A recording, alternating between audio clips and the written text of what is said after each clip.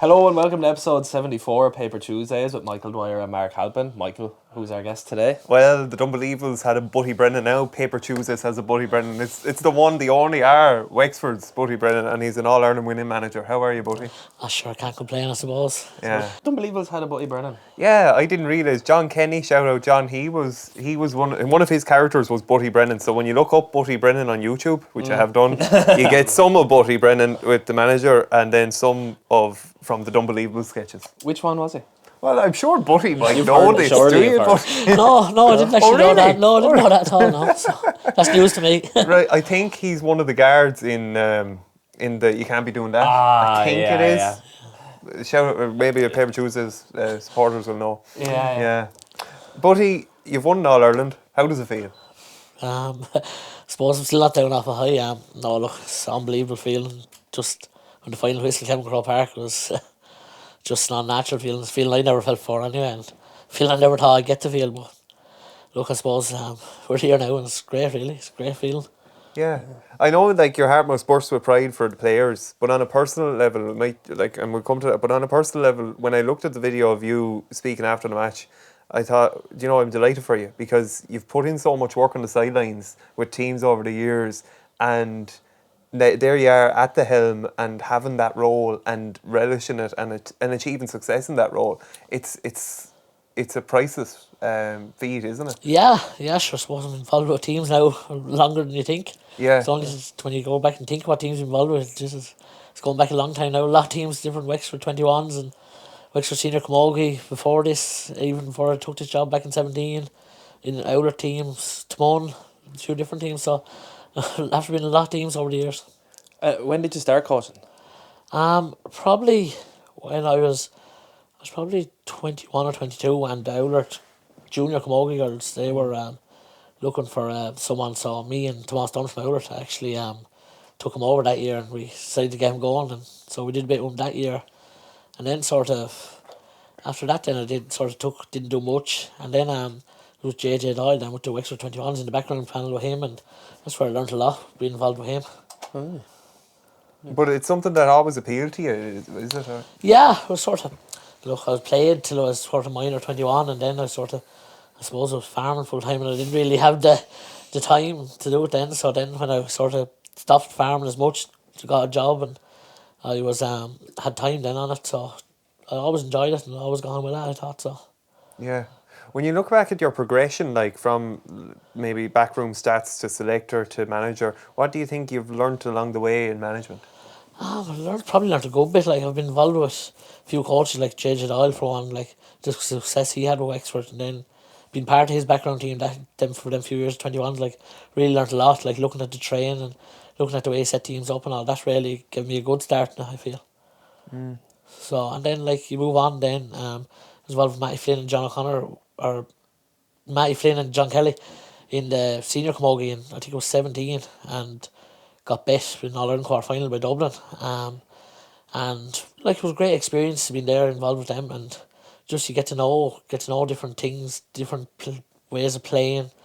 Then it'll all show to you on the day, I suppose.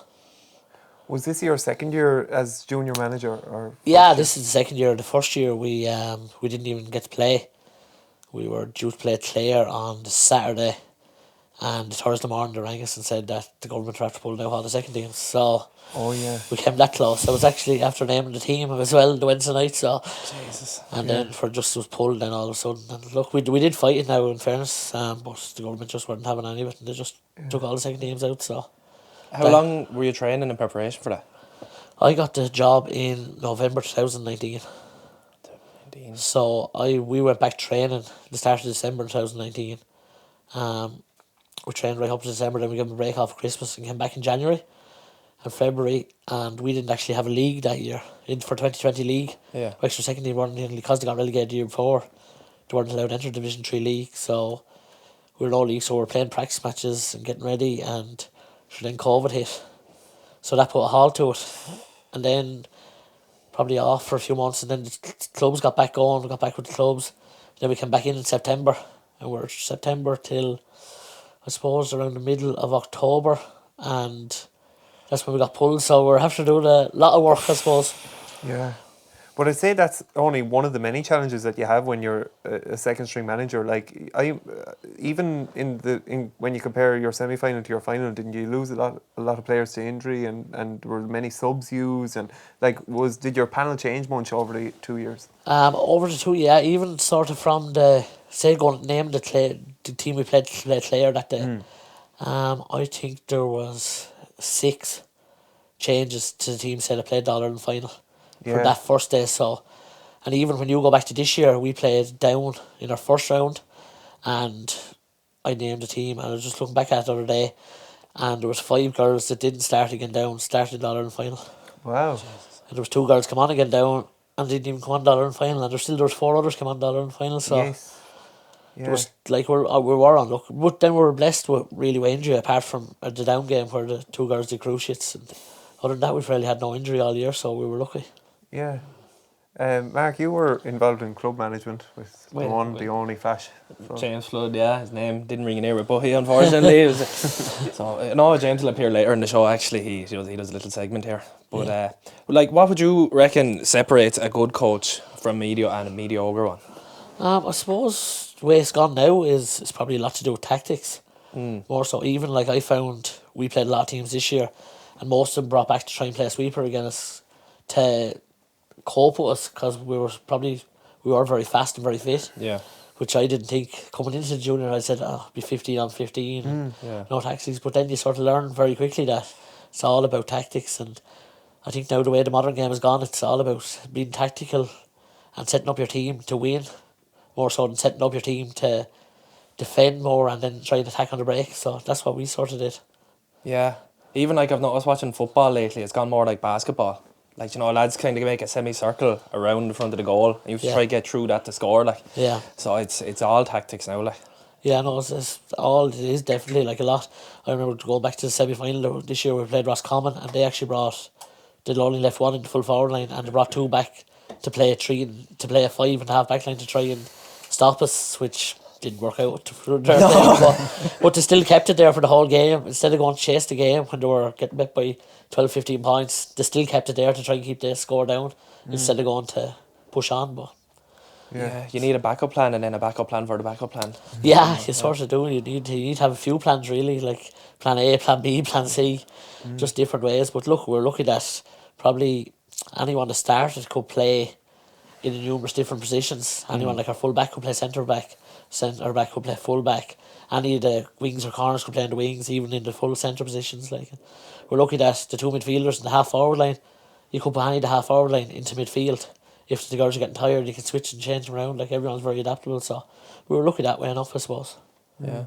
Would you play a sweeper in the academy when you're training them? No, but I am getting them used to solo, and I'm a big believer that, you know, there's certain skills that they can never be too young to learn. And I've learned that squats, we were talking about this, that squats with children are primed for squats. Yeah. Yeah. That adults are not as good as squatting. Yeah, we were talking about that this morning. Just like the fact, if you watch, like I even watch my niece like playing with a toy on the ground, she'd sit into that squat position and she'd hold it, and that'd be comfortable for her. Like, you know, that's where she's able to sit naturally. You ask someone in their mid-20s works in an office, they can't they're bent in like an S hook, like trying to sit down into a squat. So yeah, that's just something I've noticed anyway through training. A segue there. Yeah, yeah, you're gonna be off topic. But like when you go into the dressing room, say back in November 2019, but I would say there were numerous points where like it was like, okay, we're going again now, girls. We need to rally on, or, you know, we need to come as one. What do you do that's kind of different? Because is there a different dynamic in that, you know, you can't be in the dressing room the whole time. You have to come in and you have to set the tone for the team. Yeah, especially with women, like you can only go in and get changed. That's why we need a woman on the background. She was able to go in, let them know, and then we could go in, and the minute we go in, then you have that 10-15 minutes. Whereas this year with COVID, it was very quick in the dressing rooms, because we didn't want them in the dressing rooms too long. It was literally in, get a point across, get them out, and then like give it a few tactics, the way we play, name the teams and all, straight out in the dressing room, then or out on the pitch, and we give a bit more of a team talk when we're out on the pitch, things like that. But yeah, no, it was you're with women, like with lads, you're in the dressing room the whole time. You can talk to them as they're going around. With women, you can't really do that. So there is a bit of a difference there, I suppose. Do you reckon it might be a positive though? There's not an information overload, that you go in right and now Butty's going to talk and he give us 4 or 5 points and then they remember that clearer. Yeah, there probably definitely is. Probably with women, they tend to get more worked up and more nervous on the day too. Compared to lads, that's what I found. A few girls got into their head. So if you're able to calm them down just for the match and just they're probably not giving too much information, but still get your point across, is probably still a good thing. So Yeah.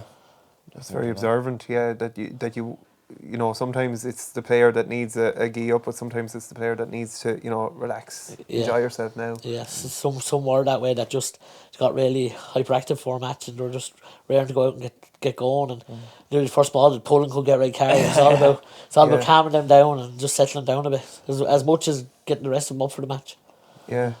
It's such a journey though, with county management. Like I was involved in the backroom team with the 21s, but they lost to Kildare, and like it not only like for their championship to be dealt that hammer blow of an ending, but like just I know what it's like for, well, just as a backroom member of a team, but to see what it must be like for you as a manager. You give your life and soul into this team for months, and you might actually not get there. You might not get the microphone at the end of the at the All Ireland final. You did. Does it make it sweeter that you to have overcome those challenges along the way? Oh yeah, definitely do. And like even the whole year, like we never lost a game, Yeah. Yeah. never lost practice match, never lost any competitive match. Won the league, won the championship. Like for to go the whole year unbeaten it was a special feeling too. Was that a buzz that you were adding to it Yeah, every, that was buzz. every Like game? what we set off with the league is we said 4 steps with 2 group games, semi final and final. So step 1, step 2. We didn't talk about matches. We started steps. Then we came to championship. We'd Waterford, so that was step 1. We went up to play Armagh in Buffer's Alley. That was step 2. Then we knew by beating Armagh we were top the group, so we're straight through to the semi final. That was Roscommon. That was step 3, and then the All Ireland was step 4. That's all we talked about was steps. We're now in step 4 where we wanted to be, and that's the way we sort of approached it. It was not so much the team that we knew, because we knew we were capable of beating any team on any given day, but it was about not being complacent and getting caught on the hop too. That was a big thing, especially playing Armagh, because it was the 4th time we played them in the All Ireland, and we knew we'd bet him. We bet him up there, bet him in Ashbourne in the league final, bet him in our own at home, and then it was another neutral venue. So we knew we were capable, but it was about not being complacent and getting the job done probably. Yeah, the momentum will be huge there as well. Like the confidence you get from winning every match along the way. Yeah. Going into an All Ireland, like that'd be important. Yeah, it really was built up, and they were like, as we won games, they got the group, they're tighter as a group, and like the girls really enjoyed each other's company, and it was more like managing the club team sort of. The more further we went on, like everyone was coming to train and talk, and everyone got great buzz around the place, and like even the build up from the semi final to the final, like there was cameras there and radios were there, like everyone wanted to talk to you, and all. It was just. The week up, lead up to the week then was just massive buzz. Like it was great to see. It's great for the girls too. Yeah. Oh, it is. Is that the butty vibe that you bring to, like, from your outer upbringing, that like you know that it's about connection and, you know, bringing a good vibe to the team? Yeah, that's what was sort of when I was younger. Like we were all best friends playing, and if we weren't hurling back then, we were out kicking soccer together on the pitches or doing something. We were always together, and then we sort of got cars. We were still driving around together, and Yeah. sort of we all grew up together. And we're still best friends, all of us. That's why I sort of knowing how to be that tight group, I suppose, was something that stood to us, and that's what I found. Like, and even the girls, like there was anything negative to work out between themselves if anything was bothering anyone, or they could come to me, and that was sort of probably a good thing too, that they all got along and all enjoyed each other's company. So that's probably a good thing, I suppose, in the team. Yeah. Have you thought about next year? Yeah, well, no official, I suppose, yet, but yeah, I'm intermediate manager for next year going Wow. forward. So Janie Mac. yeah, Congratulations. So, Next steps, I think next so. step, season Crow Park again next year. Yeah. Wow. So What do you think it is about Wexford and like coming back to the towns, and what's that feeling like with a homecoming? yeah, because we actually got a call. We're coming down on the bus, and we'd stopped off, and everyone's hyper leaping around the bus, and a lot of people probably couldn't believe it. It's just surreal feeling, like we finally did it. And then we got a call and said that you may stop and go, or you may walk up through the street. We were like, oh, geez, there can't be that many there. Like, we weren't expecting it. The girls weren't expecting it. But when we got to Gorey, we got down to the bottom to the coach house, and the bus stopped and said, "Just make it off." Just the streets were just lined. Like, we literally couldn't believe it. Yeah. So walking up to Glory is never a thing I thought I'd do anyway. I was walking up with an Yeah. All-Ireland Cup anyway. But no, the feeling was unreal now. And even as we went on along the road, there was people standing out. People got word that we're on the way, and we got to Enniscorthy then where we're finally going, and we turned the corner, and it's just people everywhere. So all families, friends, like it was just, that feeling was just unreal. I thought I'd never witness it, but Yeah. it's great now in fairness. Did it live up to expectations? Because I know when you're wanting to win an All Ireland, like you think the All Ireland is the pinnacle, like. Yeah. And like I know some people when they win a massive trophy or something, they say, geez, you know, I thought I'd feel better than this. Yeah. But were you able to actually enjoy the moment? Yeah, especially on the pitch. I just, when you stand out in the middle of the pitch after winning and you just look around. Now I know it was hard for me because I was getting the car. RTE were pulling me one way and there was radio were pulling me the other way, and especially some of the players didn't really get to enjoy that because the radio was pulling, like, you remember, got player of the match, and RTE, the minute she was celebrating, they came and whisked her away, and but you would let her off then for lift cup, and then you literally stand there around next minute to people inside to the media room and the press room, and that you wouldn't get to really. But like when I just did RTE and went out then to the middle and sort of looked around, and just, that's when you knew, like, we did it, sort of saying, like. Yeah, that's class. That is class. Do you think, like, your background as well, are you farming or are you a mechanic or what? Farming and farm at home, and a mechanic as well. I'm working for John Deere as well, so. Right. Do you think that influences your, like, you have to have a lot of things going there, you're multitasking, if you want to get something done, get a busy man to do it, does that influence your management approach as well? Yeah, sort of what I like to do for mine, like I like always being on time and sort of things, and that's sort of, I suppose, something farming, like you're milking the cows, you have to milk them on time and get up in the morning, same time every morning, the same routine, milking them and all. Like usually I don't do milking very much, but when I have to do it, like you sort of, that's the type of routine you get into. You sort of have your own routine, set your times. Like I like being trained an hour before anyone be there. Like I just like have it all set up, know what I'm doing. Like I think that's a professional approach. That when the girls get there, then they see that it's all set up, and they'll be like, "Oh, this lad means business." That's just my approach to it, anyway. Yeah. And how is it when you have the tough decisions? Like obviously when you pick 15, you can only play 15. Yeah. Like, you know, how do you just kind of handle that with honesty and humility? Yeah, sort of like what we did was we named every Thursday night, we named the team for every match. That was what we did. We all were way through, so we kept with that all year, and it seemed to work for us. So and let the girls that were starting then, they had a few days to settle in and relax and think about it and look back at matches if they wanted to do, because we had every match recorded. They were able to look back at different things, and like there was some hard decisions, like especially for the All-Ireland final, like panel 31 girls, 29 of them able to start in the All-Ireland final, and 14 were very disappointed, unfortunately. But that's it with sport. Like it can be cruel sometimes, but look, the girls knew themselves. Like that was any one of the 29 could have started in the All-Ireland final from 1 to 15.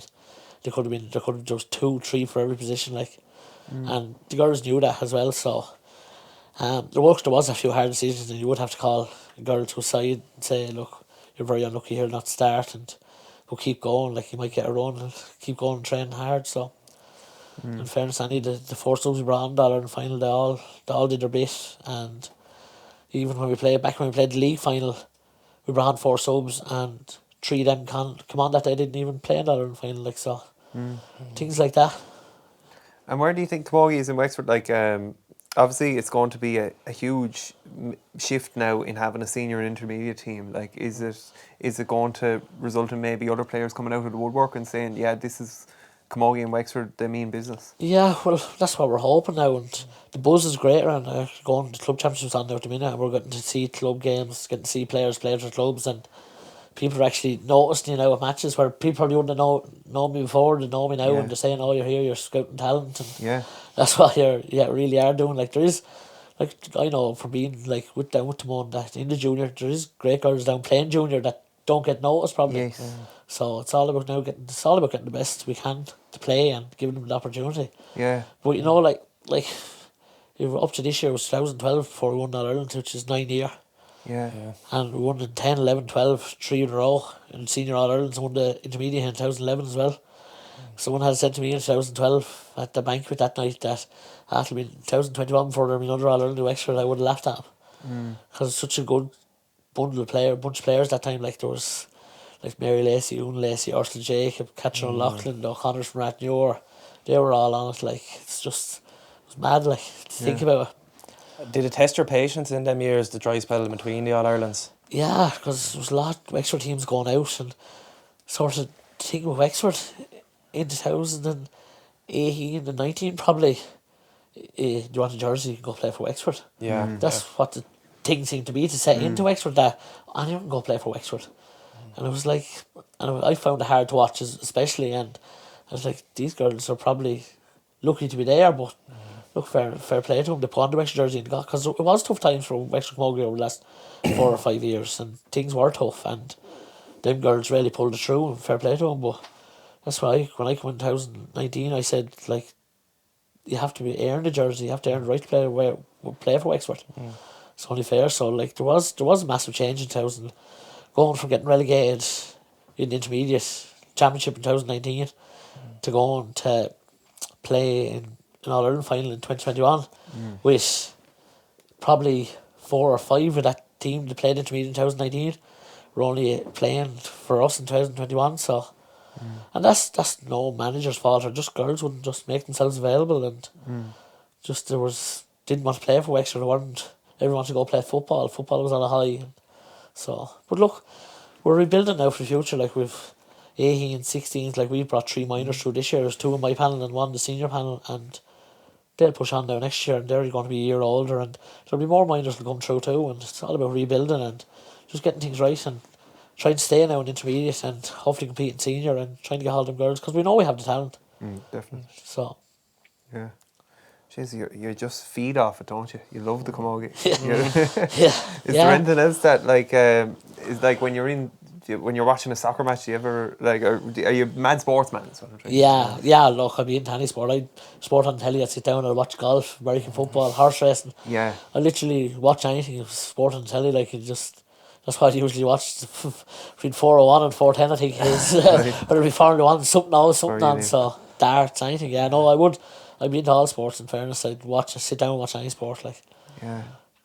Have you ever considered that transition into any other sport? I know you done hurling, but have you ever thought about anything else? Not really, no. Not at the minute, but like opportunities will probably open up now. Like as you get older too, you can go on probably maybe do a bit more of hurling or do something with soccer if you have to. Like the opportunities will come there. That's.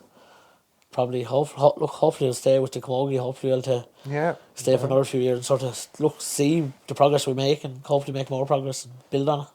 Any advice on how to celebrate an All Ireland win? Is it best to keep it as long as possible, a week? Yeah, it was a good week there. It was a good week there. Thursday night you're jumping around McGovern and you're wondering, jeez, am I ever going to go back to work? I know lads who do that and they never won an All Ireland. Yeah, so no, that was one of the highlights anyway. Dave Clark playing, and savage. Yeah, they were brilliant. The girls that was probably the first night after All Ireland that we got live music, and that really drew on to another level. They were we'd gone through, but I don't know how they were still going now. You had enough of Spotify. Yeah, there were enough playlists. There's a weird choice of songs by some of them, but they're well able to party anyway. That's one thing. So yeah, it's a uniquely Irish. Well, I'm sure other countries do it as well, but it's something special about being stuck in a pub at 4 o'clock in the morning or something, or a clubhouse or something. Yeah. We're late nights probably was the thing that we didn't have, because pubs weren't open late, and that probably kept everyone fresh then to go up the next day and go again. I suppose that probably stood to them in a bit.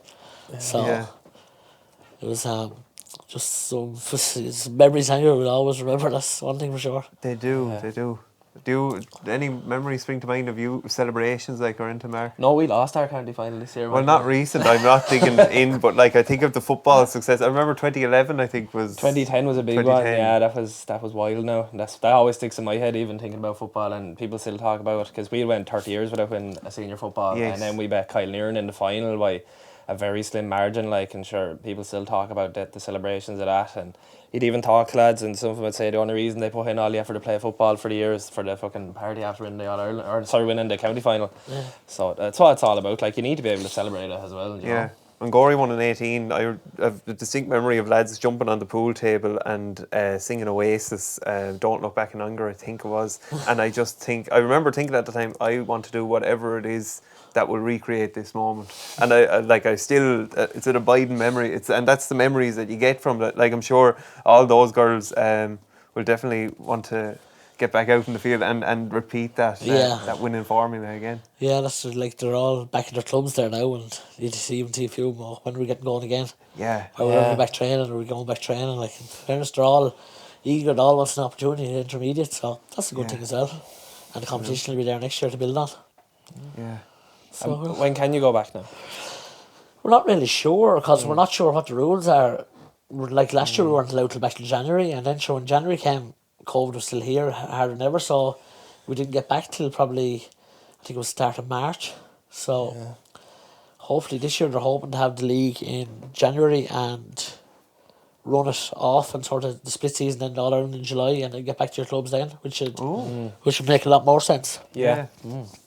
So that's what they're hoping. So we're still waiting on a word. Of course, there's nothing. It's only finished, I suppose. They're probably doing up a draft fixture there now and see where we go from there. Who are your greatest influences as a manager and a GA man? I suppose probably going with Owlert was Liam Dunn and Martin Story, and they were all clubmen, like, and growing up. Brendan O'Connor then was always over me as I was growing up. Yeah. Then probably being involved with JJ Lyle that time, like, that brought me on a lot. Probably learned a lot of him, the way he did things differently and just got the job done, and was just about that win and get that win and feeling in. So have you spoken with him since the win? Yeah. I was. I'd always sort of speak to JJ. It'd happen on him, or you talk to him in Wexford Park or whatever, and he texted me straight after the All-Ireland final. He said, well done to me, and I was sort of talking to him there. I think it was last week at a club match we were talking to him, and he said it was great. Now he was delighted too to see Wexford Camogie back. Yeah. So all eyes on Timon now this year. Do you think you can? Yeah. Get ready for the junior championship one now. Look, we have a great chance really. As long as we keep everyone together. So look, we're actually playing the Martins now next weekend. So that'll be a tough one. Local rivalry as well. So yeah. So hopefully we can push on and win like we did in 2018 again. Well, I have a parish of the week here, and it's far from Blackwater. It's we're going to South Korea. Again? We're again thinking of our main man. We have a more respectable dressed guest. Dressed. But in South Korea, right, they were struggling with. A shout out to Sikwon or whatever they are. They had this bus service, right, and they weren't able to fund it because there was no one on the bus, and they decided instead that they'd introduce the 101 taxi. So shout out to the 101 taxi, and then this went around the village and collected the old people, and you can see them there in the back of the taxi, and having the right time. These elderly pensioners, and basically the government pays for the rest of the taxi to get them to the nearby city, and they think it's a great thing. So this is why the New York Times is reporting on the 9-cent taxi. I think you wouldn't mind a taxi from Gorey to Castletown for 9 cents, would you? No, you'd give Bernard Cardy a run for his money. Yeah. Bernard does a $5. Not a bad one there. No. So fair play to them, and I hope our Lord Mayor finds a taxi. Yes. Out of his hotel room. Yeah, he's still in mandatory court. Yeah. Updates as we get them. In other news, we have. Oh, I seen this one. Did you? It's very good. Yeah. Look at you. You're picking up my train of reading your phone. Man reported missing. Joins search party seeking him. So this happened out in Turkey there, and Bihan Mutlu, 51-year-old, he went out drinking with a mate of his, and his wife reported him missing because he didn't return home. And then anyway, he went to sleep in the house in the forest, and then he came across members of a search party in the morning, and he decided to help them find the missing person. But he soon realised that he was the focus of the search because they started calling him out his name, Bihan. And then he told them I was Bihan Mutlu, but they continued to search. They didn't believe it. And then when his mate Mazout saw him, then that meant that the search team ended after half an hour. So it's good that it came to a fortunate end there. Yeah. Did you ever go missing in Owlert? No, not that I remember any. So I was looking up to stay on the roads. Yeah. And meanwhile, probably more serious missing one, Chinese COVID's whistleblower finally appears after disappearing 18 months ago.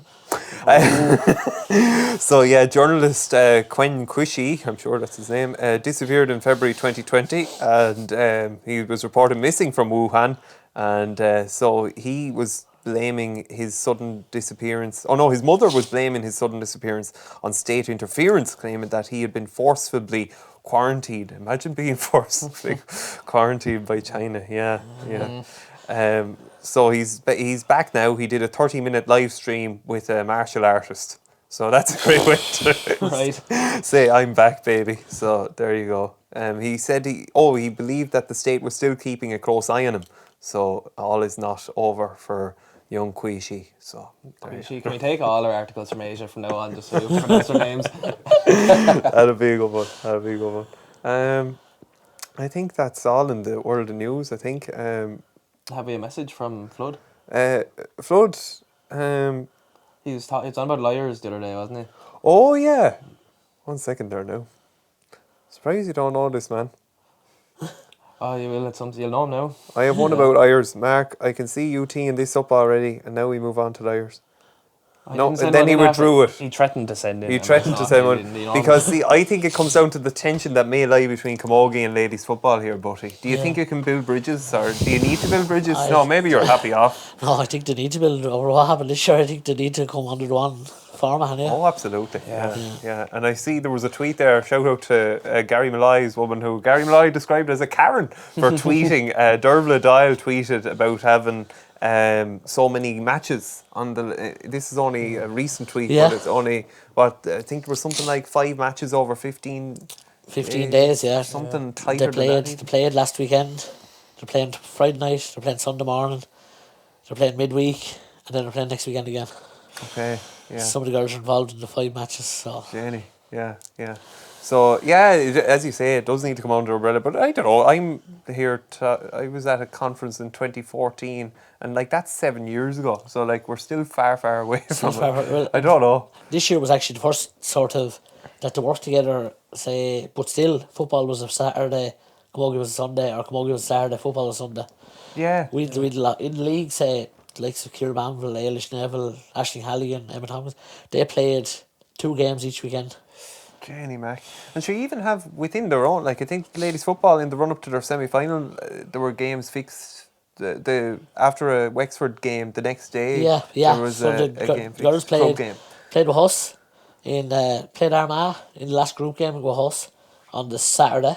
Yeah. Then went to play Laois in an All-Ireland quarter final on the Sunday. Jesus. Yeah. And then they went to play around the club football on the Monday night. Yeah. Fuck that. That's 4 girls played 3 games in the space of less than 72 hours. And they aren't practice matches like. No, we're all competitive. Yeah. Like we played Armagh, which was our hardest team to beat. They had to play an All-Ireland quarter final again, which is not going to be easy to bet. And then to go, and even some were playing like Shelmers were playing Cloney, which is Ailish Neville, and they'd be the 2 best teams in it playing each other. And yeah, that'd be a bruiser. Yeah. Yeah. That was a hard fought game. Like, so it was just, it's mad to think like, it's still in this day and age that them things are going on. We're gazing into the future, wondering when that'll figure out. And it reminds me, Mark, you have your tarot cards. Do you want to see if Butty would like? Do you want a tarot card reading, Butty? I don't know. Do you want your future read? I don't know if I'm up to it. No, we won't force them. Okay, that's good. We won't mess with the dark arts, especially after the last time we had a medium on here before, and she told me my house is haunted. So there's a young lad we don't know who lives here. Yeah. And I was here. There's a snare drum at the bottom of that hall down there, and I was here by myself during the week, and I went up to go to the toilet in the middle of the night, and the snare drum rattled. Yeah. And it never does that. Like, it's not the floor. It's never happened before, and it hasn't happened since. But the snare drum rattled when it was just me here. Right. Yeah. It's time to go. Yeah, it's getting late. Butty, thanks. Butty, do you remember when we were standing in WIT and we were hitting an iPad together? Yeah, an under-21 practice match. I'd say there was Sudocreme still on me. So played Cork that day. Yes. Spilled rain on it. Yeah. That would have been 14? Oh, earlier I think. Yeah. Yeah. Under 21 anyway. Under 21, yeah. It's 14 or 18. 15. Could be even 13, yeah. I'd say 13, yeah. Yeah. Jack Guiney and all were on that team, weren't Yes, they? that's right. Yeah. Yeah. So there you are. I tell you. many years ago. Yeah. It was all leading up to this moment. It was, yeah, exactly. Buddy, onwards and upwards for 22. I think there's another many All-Irelands in you. Yeah, hopefully. Yeah. Hopefully keep the ball rolling. You have the right attitude, and it's great for women's sport as well. It's probably something we haven't discussed, but like, just to conclude, it must be great to see. You must be great to see the talent in, like, particularly in women's sport coming up. Yeah, it definitely is. Which this year a lot of people actually watched the match, and a lot of people said to me the skill levels were very good, which I find is coming up because there's more contact in it now. Right. You can actually do a bit of shouldering or a bit of shoving compared to you couldn't, and that brings on the physicality then too, which helps the girls. And like a lot of girls now pick up a few years ago doing two hands in the hurl, they might pick it up, and now did one hand going forward and pick it up. Like skill levels are improving dramatically, but that's down to a lot with the clubs now too, and like a lot of the when they're going up with the 365 and the kids in the schools now, they're all working on their skills, which is sort of getting, it's coming up to, it is getting closer to the men's game every year, and hopefully that'll keep moving forward. I think participation is a factor as well. Like when they're at a younger age, you definitely see that like the girls pick it up much faster than boys anyway. So you know.